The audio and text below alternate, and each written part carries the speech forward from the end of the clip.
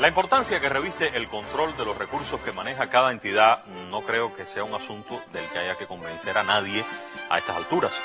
Sin embargo, persisten deficiencias en el control interno de las entidades y eso apunta directamente a que continúen dándose hechos asociados a la corrupción administrativa y también al delito. Hechos que, independientemente de la investigación que se haga, independientemente también de la sanción necesaria que se aplique a los responsables, son situaciones que pudieron y que además debieron evitarse. Y evitarse sobre todo con el concurso directo, con el concurso resuelto de las múltiples personas que tienen por obligación y porque les toca por sus funciones cuidar, velar porque se haga lo que corresponde en cada lugar. Del control interno, de sus fallas, de las investigaciones que se generan y sobre todo de lo que se debe transformar para reducir al mínimo estos fenómenos, hablaremos en la emisión de hoy. Acompáñenos.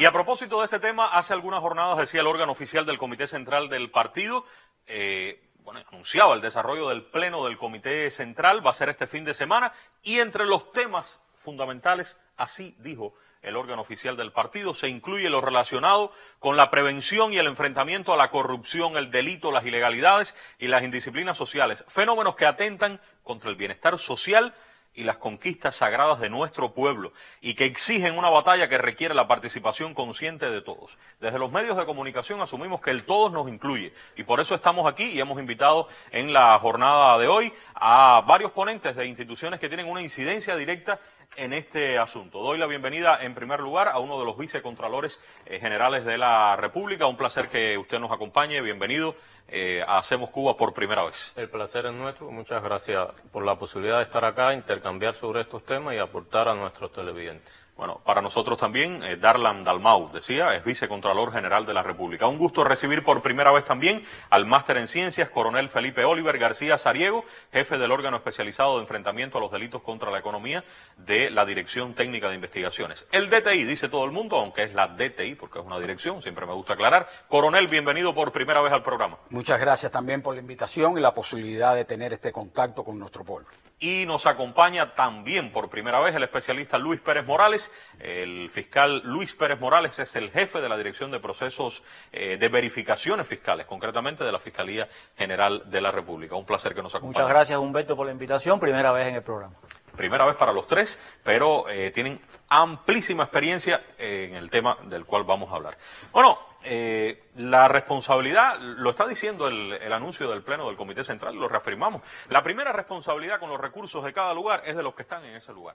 Sin embargo, hoy yo no puedo tener sentado aquí a todos los representantes de todas las entidades de la economía, ya sea empresa estatal o no, que tienen una responsabilidad directa en recursos, pero sí tengo al MININ, tengo a la Contraloría y a la Fiscalía. Me corresponde preguntar qué es lo que le toca entonces al MININ en este sentido, en esta lucha contra la corrupción administrativa, los hechos asociados al desvío de recursos, la investigación de estos fenómenos. ¿Hacia dónde están enfocándose ustedes fundamentalmente, coronel?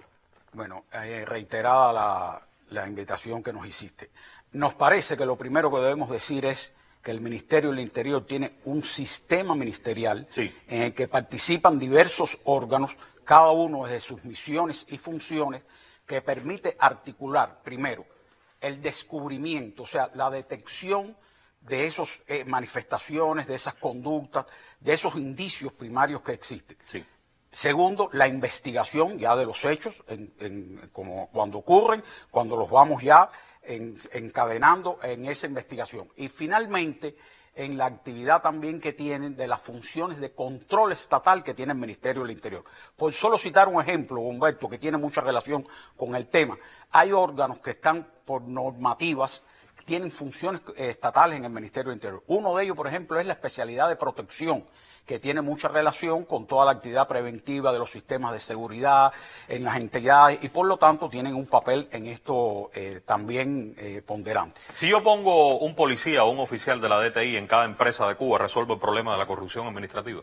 No, ¿Por qué? Porque no tenemos lo suficiente para... No creo que el razonamiento sea eso. Nos parece que el razonamiento es que nada puede sustituir la necesidad del control administrativo. Por eso es la introducción, como usted lo hacía, lo que está relacionado con lo que se llama como control interno, que no es más que distintas aristas de la función administrativa para poder asegurar lo que se tiene en esas entidades. Si pudiera poner a cada uno de ustedes en una empresa, esa no sería la solución. No me parece que sería la solución. Bien. ¿Qué le toca a la Contraloría? A la Contraloría General le corresponde, en primer lugar, establecer las normas y disposiciones que regulan el sistema de control interno, supervisar y evaluar su cumplimiento en las entidades y organizaciones y realizar recomendaciones para perfeccionar ese sistema de control interno. Hay que significar que la Resolución 60 del año 2011 de la Contraloría General es esta norma jurídica que establece el contenido que debe tener el sistema de control interno en cada organización y entidad. Hay que entender que el sistema de control interno es el proceso inherente a todas las actividades que desarrolla la Administración para lograr un proceso de mejoramiento continuo y cumplir las metas y objetivos que tienen establecidos. Ahí estamos viendo la ley de la Contraloría, usted la puede consultar, y traigo la ley de la Contraloría porque de los órganos que están aquí presentes es la Contraloría la de más reciente creación, quizás la ley también de menos conocimiento, y en minutos voy a volver con usted, vicecontralor. Pero en el caso fiscal, ya sabemos lo que le corresponde al MININ, ya sabemos qué le toca a la Contraloría, sobre todo control interno, verificar todas estas acciones, acompañar, superar. Y a la Fiscalía, ustedes no se dan, digamos, cabezazos, donde está la Contraloría, viene también la Fiscalía. ¿Cuánto puede aportar diferente la Fiscalía cuando la Contraloría está velando por estas acciones de control interno? Sí, Humberto, a ver. En cumplimiento de la misión constitucional que establece el artículo 156 a la Fiscalía de velar por el estricto cumplimiento de la Constitución, las leyes y demás disposiciones por los órganos del Estado, las entidades y los ciudadanos, y también con el objetivo de preservar el orden económico, la Fiscalía tiene como elemento fundamental el control de la legalidad, lo realiza a través de verificaciones e investigaciones fiscales, que son aquellas acciones que de manera directa ejecutan los fiscales, sí, asistidos generalmente por especialistas. A ver, mientras la Contraloría está revisando las acciones del control interno, ¿qué están haciendo ustedes? ¿Qué buscan ustedes? A ver, los fiscales concretamente vamos a realizar objetivos concretos. Uso y control de los bienes y los recursos asignados es una de las cuestiones fundamentales, y en ella, es decir, una de las principales tendencias de hechos delictivos que se detectan están asociadas a falsedades, sí, vinculadas directamente con esta forma de control. Comprobamos también en las acciones de control el cumplimiento de las actividades fundamentales de cada una de las entidades, ya sea estatales o entidades. Póngame ejemplos de qué papeles ustedes revisan en un lugar cuando van. Documentos, ¿cuáles? De manera general, la sí, Fiscalía revisa todos los documentos que tienen que ver con el control interno. Pero eso se me parece mucho a lo de la Contraloría. ¿Cuál es la diferencia, sí, entonces? Fundamentalmente la diferencia radica en que la Fiscalía va al fondo del asunto. La Fiscalía le da seguimiento, llega con una información a la entidad, es decir, con una información previa que obtenemos a través de las diferentes vías, sí, de los órganos del MININ, de la población, que es una fuente inagotable, de los procesos penales. Vamos con esa información, revisamos la documentación, pero vamos al terreno, vamos al lugar donde se materializa el hecho económico para la comprobación realmente de si ese bien tuvo ese destino, y a partir de ahí se detectan de manera regular presuntos hechos delictivos. Contralor, quiero que venga conmigo, porque hay dos artículos aquí que yo quiero mostrarle de la ley de la Contraloría. La Contraloría solamente puede llegar hasta las empresas del Estado. Ahora, con una variedad de actores económicos. Yo me encontré este artículo 90 y quiero que usted me explique. La Contraloría tiene facultades en Cuba para ir a revisar el control interno en todos los actores económicos de la sociedad. No solamente en las entidades estatales. Tiene la posibilidad de realizar acciones de prevención y control, como establece el artículo 90 en su apartado 1 de la ley 158, en todas las personas jurídicas o naturales que generen, reciban, administren, custodien, se les asignen, usen o dispongan de fondos públicos. Hay que partir de que los aportes tributarios que hacen la forma de gestión no estatal son propiamente ingresos a los fondos públicos, y por lo tanto la forma de gestión no estatal, estoy hablando de trabajadores por cuenta propia, las MIPYME, las cooperativas, son sujetos de las acciones que realiza la Contraloría. Una persona jurídica, o sea, un actor no estatal, aquí dice que si genera con el pago de sus tributos dinero para los fondos públicos, ustedes pueden entrar ahí. Tenemos la facultad de ejecutar acciones de prevención y control en esa forma de gestión no estatal. Bueno, queda claro, la Contraloría puede estar en actores estatales y en actores no estatales. Ahora, veo otro artículo y quiero su explicación. ¿Qué es lo que tiene que tener un mínimo? Porque estamos diciendo aquí control interno una y otra vez. ¿Qué es lo que tendrían mínimamente, en resumen, que tener los actores estatales y que los actores no estatales, o si es lo mismo, para entender que tienen al menos una idea de lo que es el control interno? La resolución 60 le es aplicable a todos los actores de la economía. Es el marco general que establece el contenido que debe tener ese sistema de control interno. Ahora, el propio artículo 97 de la ley 158 establece que ese sistema de control interno hay que organizarlo de acuerdo a las características, competencias y atribuciones que tienen esas estructuras. No es lo mismo el sistema de control interno que se diseña para una unidad presupuestada, como puede ser un gran hospital, un centro educacional, sí, al sistema de control interno que se diseña para una empresa, una gran empresa, que para un taller o una UEB de esa propia empresa que tiene que tener sistema, que es el que va a diseñarse para una MIPYME, una cooperativa. No es el mismo. No. No es el mismo. Tiene que ser adecuado, sí, pero sí tiene que cumplir de forma general con los componentes que están establecidos en esta resolución. Dígame en resumen cuáles serían. En primer lugar, tiene que haber ambiente de control. En toda entidad u organización tiene que existir los documentos constitutivos de esa entidad, las autorizaciones y licencias que le permite prestar la actividad, tiene que existir las normas y procedimientos, la base legal que regula su funcionamiento. Bueno, una primera idea es que para que haya control interno tiene que existir toda la documentación necesaria desde el inicio hasta el momento que usted llegue. Y que incluye también la preparación profesional y ética del personal que va a desempeñar esa función. Esa en es ese sentido. una primera idea. Una segunda. Un segundo elemento tiene que ver con la gestión y prevención de los riesgos, tanto los riesgos internos como externos. El control interno no solamente está destinado a prever la ocurrencia de manifestaciones negativas, también está dirigido a lograr mayor eficiencia en la actividad de nuestras entidades. ¿Qué cosas riesgos? Los riesgos del clima, los riesgos del... Puede haber riesgos internos, como puede ser inclusive la vulnerabilidad del propio sistema de control interno que genera propiamente la afectación a Eso partir tiene que estar del desvío escrito, de recursos. los riesgos. Debe haber una identificación de esos riesgos, tiene que haber las medidas de cómo vamos a gestionar esos riesgos. Hay riesgos externos también. El propio bloqueo económico que tiene hoy el país limita el acceso a las materias primas de nuestras entidades, al financiamiento. Eso es un riesgo que tienen las organizaciones también a la hora de desarrollar los procesos. Documentos, riesgos, un tercer elemento de control. Un tercer elemento está asociado a las actividades de control que tienen que desarrollar para evaluar cómo se van cumpliendo las normas y procedimientos. Tiene que haber registro adecuado y oportuno de los hechos económicos, tiene que existir, por lo tanto, la contabilidad, se emite información financiera, se hacen los aportes tributarios, hay determinadas medidas que están asociadas al control administrativo, como es el desarrollo de la contrapartida entre los cargos a nivel de esa organización. Todo eso tiene que estar presente en las actividades de control que se desarrollan. Una cuarta idea.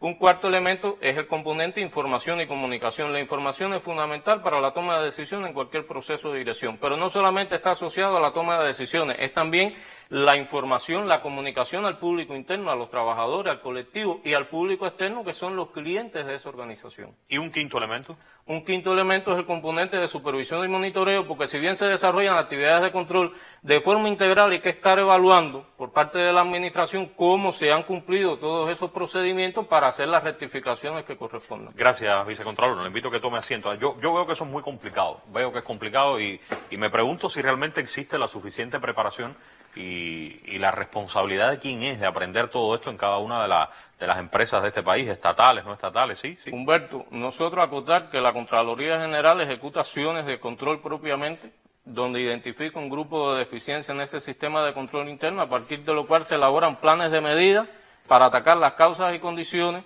e igualmente las responsabilidades administrativas que correspondan y penales si llega a constituir un presunto hecho delictivo, pero también se desarrollan un grupo de acciones de capacitación y de preparación a las administraciones. Estamos a mitad de tiempo, tenemos que apurarnos un poquito porque es solo media hora y tenemos posibilidad en radio. Coronel, algunas opiniones dicen que ustedes están investigando más al sector no estatal que al estatal.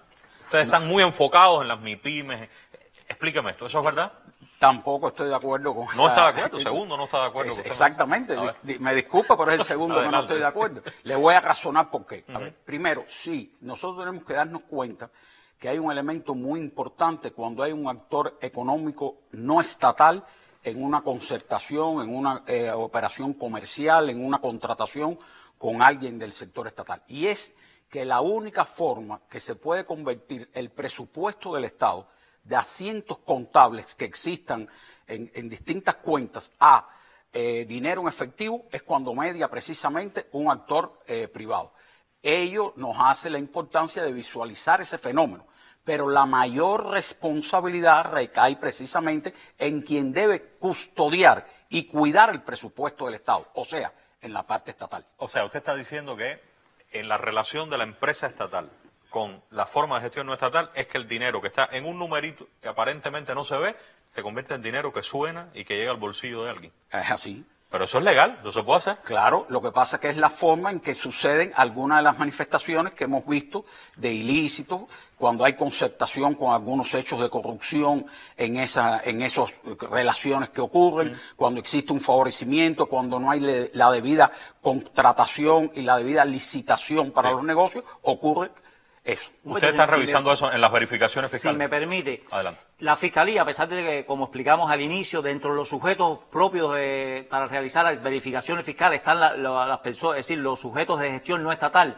de manera general, en las verificaciones fiscales, están dirigidas al sector estatal precisamente por lo que decía el coronel, porque ahí están los recursos y están los medios. Pero como uno de los objetivos de manera permanente que revisa la Fiscalía está la contratación económica, no solamente de la empresa estatal con los sujetos de gestión no estatal, sino con la empresa estatal, ahí identificamos de manera permanente, de manera recurrente, vulneraciones al sistema de contratación, asociadas fundamentalmente a mecanismos fraudulentos que permiten la obtención es decir, el desvío de los dineros que están destinados fundamentalmente para la alimentación, para programas sociales, sí, para ese tipo de entidades. Yo quiero llamar la atención de algo. En estos días de intercambio, ustedes recuerdan que este programa no pudo ser la semana pasada. Yo estuve una semana estudiando, intercambiando con ellos y obtuve estos datos de las 3 instituciones que quiero ver. Es importantísimo, una vez más insistimos, en que todo aquel que tenga información de un lugar en el cual esté ocurriendo esto, lo diga.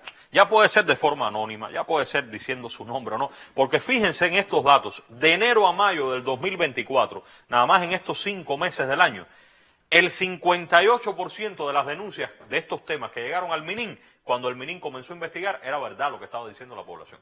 58%. Pero en el caso de la Contraloría fue el 70%. Y en el caso de la Fiscalía el 56%. Voy a decirlo de otra manera, más de la mitad de las veces que la población denuncia algo de estos temas, cuando comienzan las investigaciones, son exactamente como está diciendo la población. ¿Coronel? Sí. A ver, expliqué anteriormente que el Ministerio del Interior tiene, por supuesto, sistemas de descubrimiento y detección propios, pero el Ministerio del Interior también da una prioridad a todo lo que está relacionado con las quejas de la población, con la información que tiene, que nos da la población, porque además es la máxima que tiene el Ministerio del Interior de que nuestra fuerza es la fuerza del pueblo, y en consecuencia actuamos así. Hablaste de los anónimos, debemos decir que los anónimos también tienen una visión, o sea, se analizan, se evalúan, se ve los antecedentes que pueden existir en ese sector, se buscan puntos de coincidencia que nos confirmen estar ante la veracidad de los hechos y en consecuencia investigarlos por igual. ¿Fiscalía? En la Fiscalía le puedo decir primero, Humberto, que muchas de estas quejas que llegan a la Fiscalía primeramente se realizan directamente en las entidades.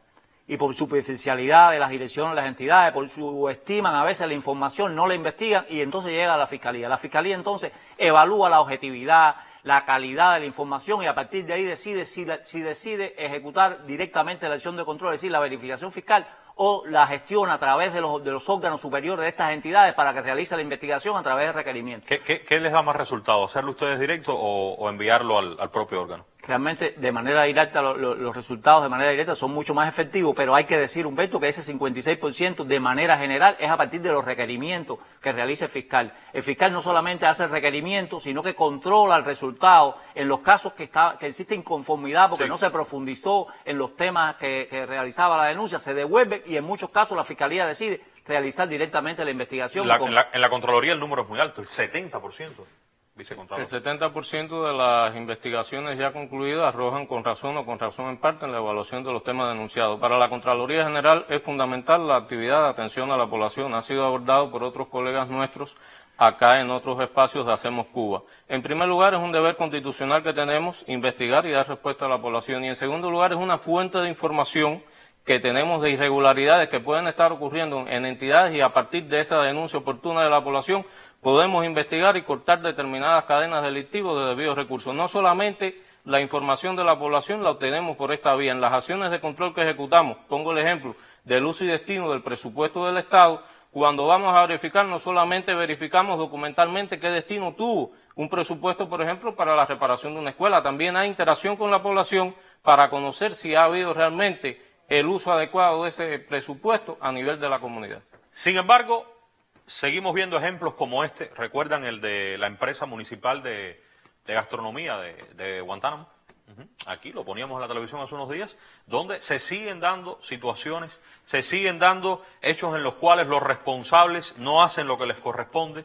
Este es un ejemplo que veíamos en la televisión, si tenemos las imágenes por ahí, recordar todo lo que ahí ocurría, que manifiesta, entre otras cosas. Yo traigo aquí algunos ejemplos de lo que en estos días he estado yo buscando en redes, preguntando, conversando con las personas.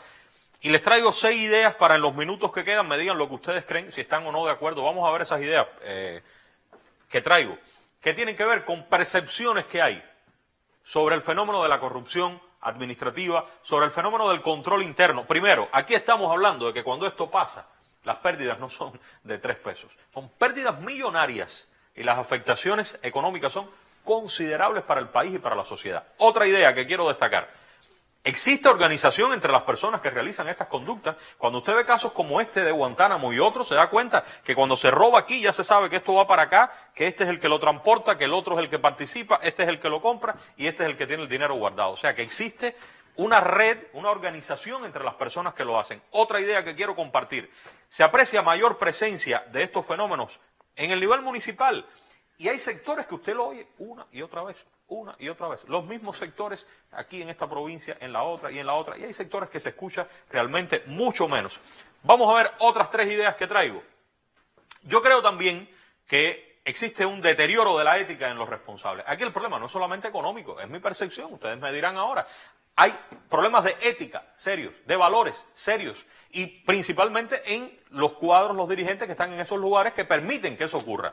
Me parece también, y esta es otra idea que traigo, que en el proceso de toma de decisiones influyen a veces relaciones de afinidad y de familiaridad. Usted llega a la oficina del director y el que tiene acceso al director que toma las decisiones del contrato es el amigo, es el que se lleva bien con él, es el que le gusta lo que él le dice al oído y no el que puede ir como contrapartida a limitar el accionar de ese director o de ese jefe de la empresa o del que tiene la responsabilidad de hacer determinadas cosas. Incluso puede contratar con un primo que tiene la empresa allá y entonces a partir de esas relaciones de familiaridad es que se van dando los fenómenos y las complicaciones. Y me parece también que en no pocas ocasiones existen jefes que actúan de forma unipersonal y anulan o restringen las funciones de los órganos colegiados.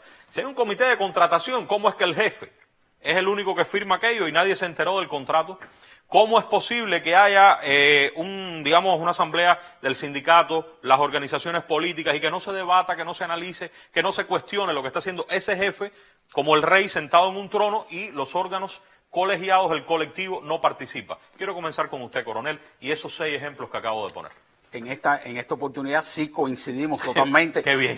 Coincidimos totalmente en los 6, pero quiero hacer algunas precisiones. Mire, yo creo que no es solo los daños, nosotros también tenemos que ver los perjuicios que se ocasionan con estas manifestaciones delictivas.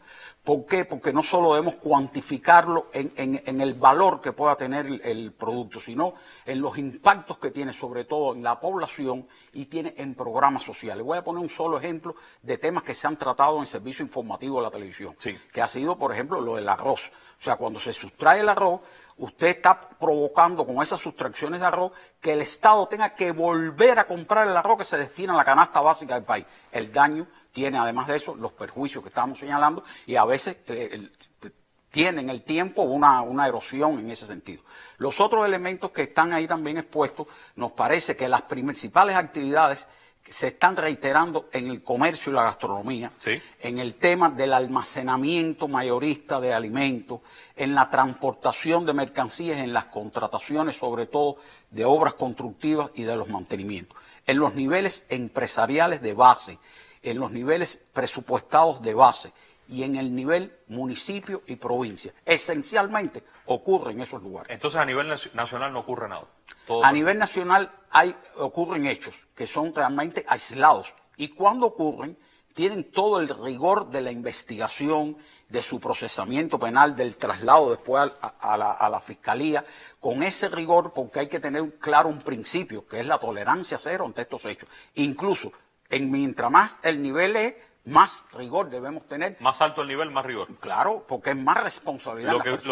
La percepción que yo doy aquí es que me parece que a los más altos niveles ocurre un poco menos, sino que se ve más en número en los niveles más bajos. Es así. ¿Qué dice usted, vicecontralor? Las manifestaciones que se expusieron están presentes de forma general, son identificadas en las acciones de control que ejecuta la Contraloría General. A partir de los temas evaluados que arrojan esas deficiencias, se identifica que hay vulnerabilidades y deficiencias en el proceso de implementación del sistema de control interno y en el seguimiento sistemático que hay que realizar, el autocontrol que hay que ejecutar sobre el mismo, y también se aprecia que no se logra por parte de la Administración, cuando lo diseña e implementa, propiciar la participación activa, lograr e involucrar en la participación activa al colectivo laboral, que es fundamental precisamente para la cuestión que se está planteando de la toma de decisiones unipersonales. No hay una adecuada rendición de cuentas administrativa a los trabajadores por parte de la Administración. Ustedes ven que generalmente cuando el jefe actúa solo y los órganos estos colegiados no están funcionando, es cuando vienen todas estas... Crea causas y condiciones para que se cometan esas indisciplinas y ilegalidades. Lo que pasa es que aquí hay un hacer y un no hacer fiscal, porque puede ser que sea el jefe el que esté cometiendo el acto, pero hay un montón de gente que no está haciendo lo que le toca porque tampoco exige porque funcione ese órgano. Hacer y no hacer. ¿Usted coincide?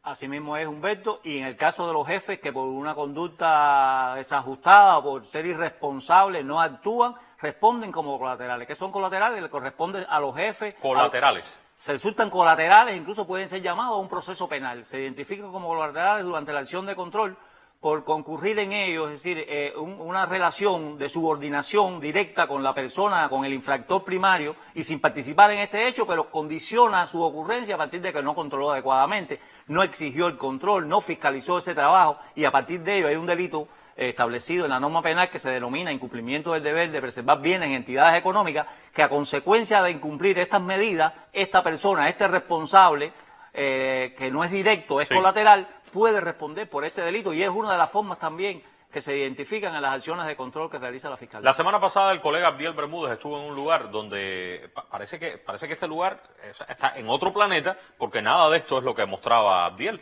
Entonces me pregunto, ¿por qué mientras en la empresa municipal de gastronomía de Guantánamo se pierden 7 millones, no hay control, en una empresa como esta de equipos y aplicaciones, Narciso López Rosselló, donde se ensamblan equipos eléctricos, la realidad es otra? Y sin embargo el contexto económico es el mismo. ¿Será, coronel, que como el contexto es difícil, la situación económica es compleja, hay que aflojar la mano para que la gente luche, se busque lo suyo, y entonces, bueno, que el MINI sea el de la vista gorda con este problema? No, realmente yo creo que la situación justamente que hoy está atravesando el país, que no vamos a extendernos, todos la conocemos, de la férrea guerra económica que nos tienen, sobre todo el imperialismo norteamericano, tenemos que decir que ahora es cuando más tenemos que visualizar los impactos que tienen estas conductas contra la economía cubana. Lo que efectivamente, aunque hemos hablado mucho de los aspectos negativos, hay que decir que tampoco esto es un desorden total, y existen ejemplos positivos, existen buenas prácticas, existe un desarrollo en sectores en que son como el ejemplo que estabas mencionando que se puso en esa empresa. Se nos acaba el tiempo aquí, pero el miércoles que viene vamos a estar en Radio Rebelde. ¿Algún apunte final, contralor, fiscal, que quieran hacer ahora? En esa entidad de ejemplo positivo se aprecia cómo se han implementado adecuadamente las medidas del control interno, cómo se realiza el autocontrol y cómo se realiza también una modalidad que se ha promovido recientemente con el sistema de auditoría del control concurrente, que es el acompañamiento a los procesos que se están desarrollando para rectificarlo oportunamente y no llegar a las consecuencias de daños económicos y las otras manifestaciones que se explicaron. Sí, Humberto, recalcar nuevamente la importancia de la participación popular, la participación de los colectivos en esta batalla que se resuelve de manera multifactorial, y ratificar el rigor que la Fiscalía, los órganos que participan en el sistema jurídico penal van a garantizar o garantizan a los responsables de estos hechos desde el punto de vista de las sanciones, desde el punto de vista del aseguramiento con medidas cautelares, de la ocupación de bienes y el despojo posterior a partir del comiso y la confiscación de bienes, y la exigencia de sanciones que tengan rigor y que garanticen la severidad realmente y la prevención general de este tipo de conducta. Vamos a estar el miércoles, recuerdo, 7 y 10 de la mañana en Radio Rebelde. Quiero preguntarles por esta responsabilidad colateral. ¿Esto qué cosa es? Voy a preguntarles en Radio Rebelde. Voy a preguntarles también de las conexiones que tiene el Ministerio del Interior en ese sistema que usted dijo, porque aquí hay muchas cosas que están pasando por el banco y ustedes están llegando al banco en esa conexión para ver cómo están esos dineros y cómo se está moviendo esto. Y la ONAT, estamos hablando de evasión fiscal en este tiempo, y creo que la ONAT tiene un papel fundamental. Hicimos un programa de ese tema, pero quiero hablar también de cómo, porque esa es la idea central del programa y quiero mantenerla en radio. Todo está muy bien, o sea, ustedes investigan, se sanciona, la Fiscalía, Contraloría viene, pero ustedes se fueron y cuando pasa un tiempo salió el problema de nuevo. ¿Qué vamos a hacer para que cuando ustedes terminen, los que están ahí transformen realmente esa realidad en el lugar específico del cual estamos hablando. Porque el incumplimiento de esas responsabilidades en personas que tienen a su cargo los recursos que son del pueblo, la verdad es que ese es un mal que repudia a la mayoría de la gente, la mayoría de la sociedad. ¿Quién le dijo a un director de una empresa, quién le dijo al jefe de una entidad cualquiera que él es el dueño de los recursos que él tiene ahí bajo su custodia? Yo no creo que nadie le haya dicho eso, porque la vocación de este país no va por ese camino. Ahora, podrán algunos corruptos, podrán algunos malversadores y delincuentes disfrazarse de gente responsable y de gente revolucionaria, ¿cómo no? Disfrazarse de eso. Pero no tengo dudas de que si funcionan estos mecanismos que hemos dicho aquí, si esos mecanismos a su alrededor comienzan a hacer lo que toca, si esa enorme cantidad de personas que son responsables y que tienen que ver también con esa actividad en concreto, hacen lo que les toca y no se suman a la comparsa de aquel simulador o los simuladores, difícilmente ese corrupto llegue muy lejos. Es infinitamente más efectivo así que moviendo todos estos mecanismos. Miren, con el respeto, aquí están las tres instituciones, podrá la Contraloría multiplicar sus acciones 1000 veces. ¿Podrá la Fiscalía llegar de forma sorpresiva en más oportunidades? Los órganos del MININ ser más ágiles, más integrales, más proactivos, creo que tienen que serlo, a la hora de detectar e investigar hechos tan graves. Pero nada de eso, en mi opinión, sustituye lo que le toca a los que están ahí, en el lugar del problema, todos los días. Es que hay que hacer, y hay que hacer las cosas bien. Solo construyendo en colectivo esa gran obra, que es de todos, es que podremos avanzar un poco. Gracias a todos, nos vemos la semana que viene y en radio, 7:10 de la mañana. Gracias.